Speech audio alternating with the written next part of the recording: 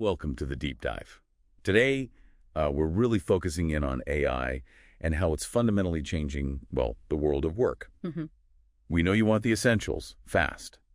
So our goal here is to cut through the noise, pull out the key insights from what we've reviewed, and help you understand AI's impact on jobs, and, importantly, how to navigate it. Yeah, and right off the bat, there's this interesting tension. We see projections, right?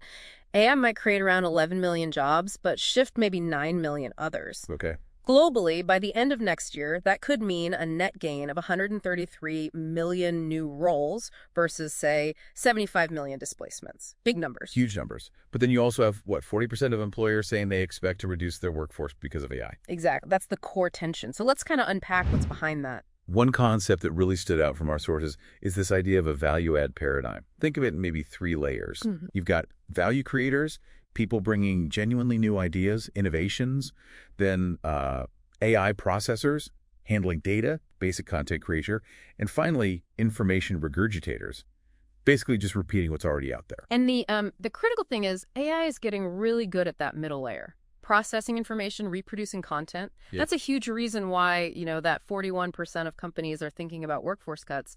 If AI can handle the routine stuff, Then those roles focused purely on routine tasks are, well, vulnerable. It reminds me a bit of social media, actually. how so? Our sources mentioned how algorithms often devalue content that isn't original.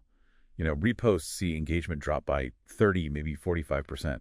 Interesting parallel. Yeah, it feels like the professional world might be heading the same way, just repeating information isn't going to cut it anymore. Makes sense. And this directly impacts certain job types. Customer service, for instance, high automation potential, maybe 65%. Yeah. Content curation, 55%. Data processing, 60%. Even content moderation, up to 70%. Yeah. So we're seeing fewer entry-level white-collar roles already. We are, and it's causing anxiety. Almost half of Gen Z job seekers are worried AI will, lessen the value of their degree. Understandable concern. Yeah. But it's not all doom and gloom, is it? The sources also talk about human-AI collaboration. Oh, absolutely. That's the flip side. We're seeing like a 35% productivity boost when humans and AI work well together. 35%. Yeah. And roles like AI trainers, growing fast, about 27% growth. Plus, there's a significant salary premium, 42% higher pay for skills in AI collaboration. Okay, so the message seems to be less about replacement, more about augmentation. Exactly. It's about how AI can make us more effective. Our critical thinking, our creativity, these become even more valuable when we partner with AI. Which brings us to those unique human strengths, the things AI currently struggles with. Right. Think about emotional intelligence, real empathy, connecting with people. Or true creative originality, not just remixing, but genuinely new ideas.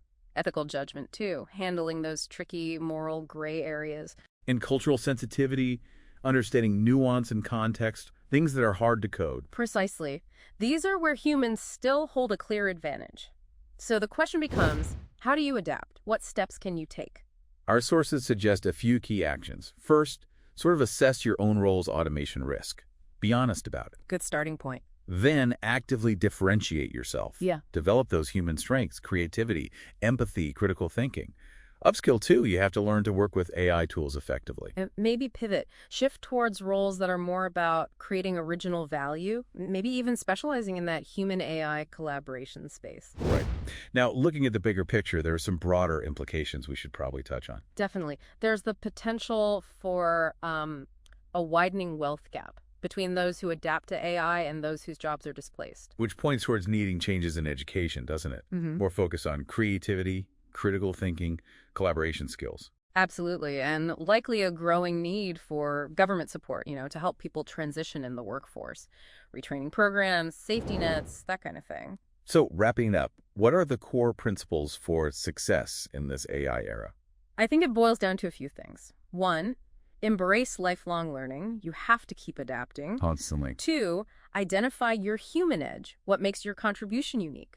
3, become an effective AI collaborator, not an opponent. And 4, focus relentlessly on creating original value, stuff AI can't just generate on command. Yeah. Which leads us to that final thought for you, the listener. Right. What specific human edge can you cultivate? What unique perspective or skill do you possess or could you develop that AI can't replicate? And crucially, how can you amplify that unique edge by working with these powerful new tools? That's the real question for thriving, not just surviving, as AI continues to evolve.